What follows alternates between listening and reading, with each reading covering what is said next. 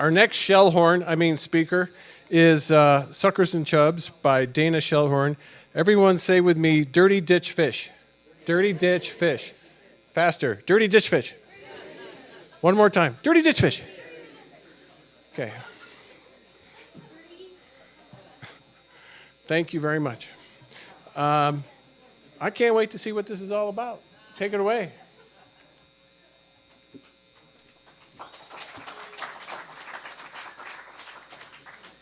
So this is a story about two fish that some might consider dirty ditch fish, especially with a name like Suckers and Chubs. Okay, go ahead. The Baca National Wildlife Refuge is located in the San Luis Valley at the base of the Sangre de Cristo Mountains near Crestone, Colorado.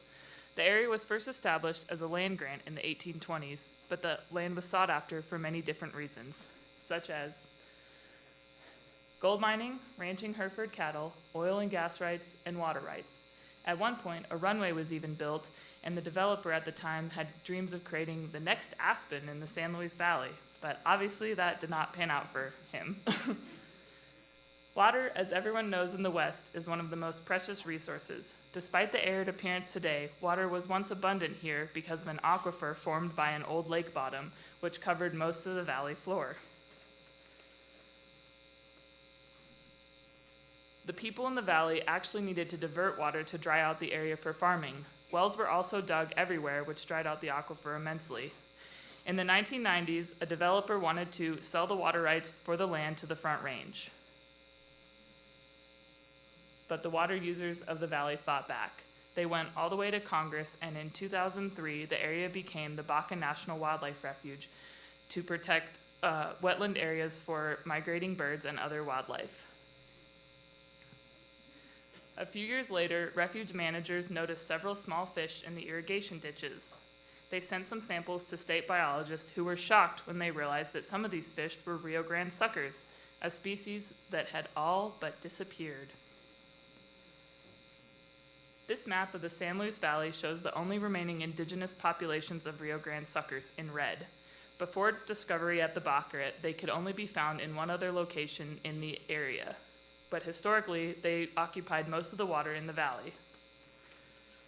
The other fish discovered was the Rio Grande chub. Though not as rare as the suckers, their numbers have also declined from historic levels, mainly due to diversions, reservoirs, and competition with non-native species. It is pretty remarkable that these fish managed to survive in irrigation ditches in an area that had been ranched for over 100 years. While most of the streams in the valley dry up in the fall, the ditches on the refuge are supplied by springs, which maintain small pools of water year-round. The suckers and chubs found here are genetically unique from the rest of the Rio Grande watershed because they have been geologically isolated by a closed basin.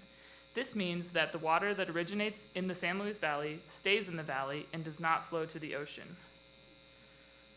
The water on the refuge is managed to create large wet meadows for bird habitat, but during high runoff, the fish move downstream and out into the flooded fields. As the flows recede, they cannot move back upstream and they become trapped. The refuge had to make some changes to help these rare species. Starting in 2015, the Fish and Wildlife Service and Colorado Parks and Wildlife sampled the two ditches where the fish were found using electrofishing on the left and seining on the right, trap nets, and even snorkeling. Snorkeling was used during high runoff to observe how much of the flooded area the fish occupied. Trap nets have been the most effective and least stressful method of capture for these fish. Part of the sampling process was inserting tracking devices called passive integrated transponders, or PIT tags. These are small electronic tags that are inserted into the body cavity of the fish and have a unique code.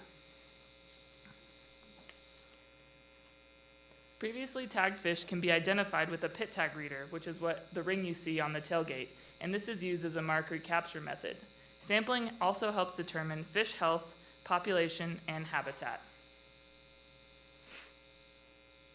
Throughout the year, we use antennas and PIT tags to track the fish. These antenna arrays detect and record PIT tag numbers as tagged fish pass near the ring.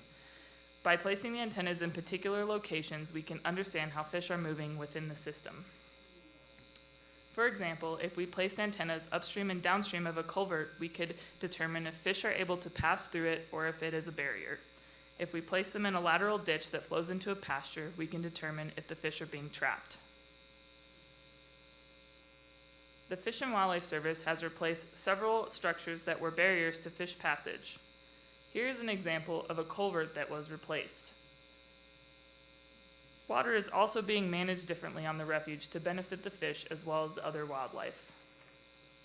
We have deployed over 5,000 pit tags in the system since 2016. We plan to continue sampling and deploying more pit tags to help monitor these species and maintain their populations. So my last question is, why should we care about Rio Grande, suckers, and chubs? Suckers are state endangered and chubs are listed as state threatened, but they've both been petitioned for federal listing.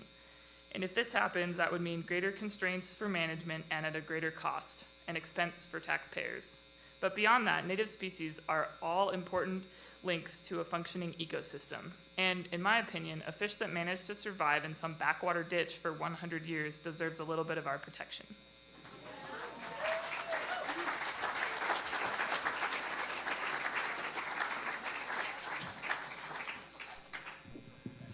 I'm saying this with nothing but affection, but we can tell that that chub did not fall far from the tree.